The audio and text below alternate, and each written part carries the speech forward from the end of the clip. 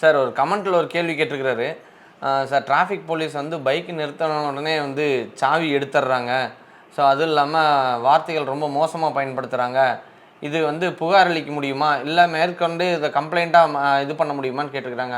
அதாவது இதில் வந்து ரொம்ப நுட்பமாக நம்ம பார்த்தோம்னா, நீங்கள் வந்து 1 செகண்ட் 2 செகண்ட் தான். அந்த அதிகாரி அவரும் மனுஷன் தானே. சாவி எடுக்கிறாங்கன்னு நீங்கள் சொல்கிறீங்க. சாவி எடுக்கிறது தப்புங்க. சாவி எடுக்கக்கூடாது. அது வந்து உங்களை அவமானப்படுத்துகிற மாதிரி இருக்கும். ஆனால் கையை காட்டுறாரு, நிறுத்துறாரு. சட்டுன்னு அவன் ஒரு குற்றவாளியாக இருந்தால், யாரோ ஒருத்தன் செயினை பறிச்சுட்டு வந்து நிற்கிறான், குற்றவாளியாக இருந்து அவன் ஓடிட்டான்னா யாருக்கு பாதிப்பு? ஒரு சாவி எடுக்கிறனால உங்களுக்கு ஒன்றும் ஆயிட போகாதுங்க. ஓகேங்களா? அதனால் நீங்கள் வந்து அவரை ஒரு பெரிய குற்றவாளி மாதிரி காமிக்கிறது வந்து என்னை பொறுத்த வரைக்கும் இது வந்து தனிப்பட்ட முறையில். ஆனால் அதை வந்து சாவியை பட்டுன்னு எடுக்கிறதுன்றது வந்து தப்பு.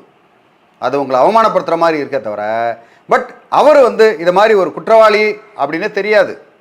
நிற்கிறாங்க, கையை காட்டுறாரு, ஆனில் இருக்குது, என்ன பண்ணுறாரு, சட்டுன்னு இந்த பக்கம் திரும்புறதுக்குள்ள 1 செகண்டில் ஓடிட்டான்னா இப்போ அவர் வந்து விட்ட மாதிரி அர்த்தம் இல்லையா? அப்பையும் அவர் குற்றவாளி. எப்படி குற்றவாளி அப்படின்னா, ஒரு குற்றவாளியை தப்பிக்க விட்ட ஒரு குற்றவாளி அப்படின்னு அவரை முத்திர குத்திடுவீங்கள. அப்போது இந்த இடத்துல என்ன செய்யலான்னு நீங்கள் உங்கள் மனசுக்கே தெரியும்.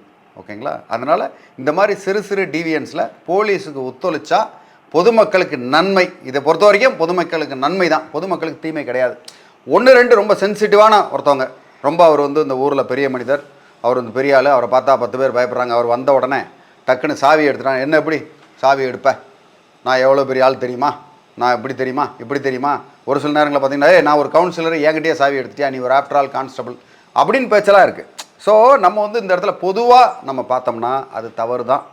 அப்படி அதை மீறி அந்த காவல் அதிகாரி சாவியை எடுத்துகிட்டு உங்ககிட்ட லஞ்சம் வாங்கிறதுக்கு, இல்லை உங்களை துன்புறுத்துறதுக்கு, உங்களை நிறுத்துறதுக்கு அப்படி பண்ணார்னா கண்டிப்பாக அவர் பேரில் சூப்பரண்ட் ஆஃப் போலீஸு இல்லைனா டெபுட்டி கமிஷனர் ஆஃப் போலீஸுக்கு நீங்கள் அவர் பேரில் வீடியோ எடுத்து, வீடியோ ஆதாரங்கள்லாம் வச்சுக்கலாம், பாக்கெட்லேயே வச்சுக்கலாம். நீங்கள் வச்சுக்கிட்டு அவர் கேட்கும் பட்சத்தில் அவரை வந்து வேலையை விட்டு சஸ்பெண்ட் பண்ணவோ நீக்கிறதுக்கு உங்களால் முடியும்.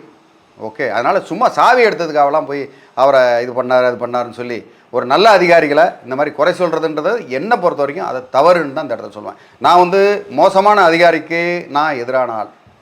அதே மாதிரி நல்ல அதிகாரிகளுக்கு 100% ஆதரவான ஆளுன்றது வந்து இந்த இடத்துல நீங்கள் சொல்கிறது எல்லாத்துக்குமே அது சாவி எடுத்தால் தப்புன்னு சொல்கிறதுக்கு உண்டான ஆள் கிடையாது. மேலும் உங்களுக்கு இது சம்மந்தமாக வேறு ஏதாவது தகவல் இல்லை வேறு ஏதாவது ஒரு சூட்சமங்கள் ஏதாவது இருந்ததுன்னா நீங்கள் தாராளமாக கமெண்ட் பண்ணலாம். இல்லை பர்சனல் கொஸ்டின்ஸ் எதாவது இருந்ததுன்னா வாட்ஸ்அப் பண்ணுங்கள். உங்களுக்கு ஹெல்ப் பண்ணுறதுக்கு தயாராக இருக்கேன். நன்றி, வணக்கம்.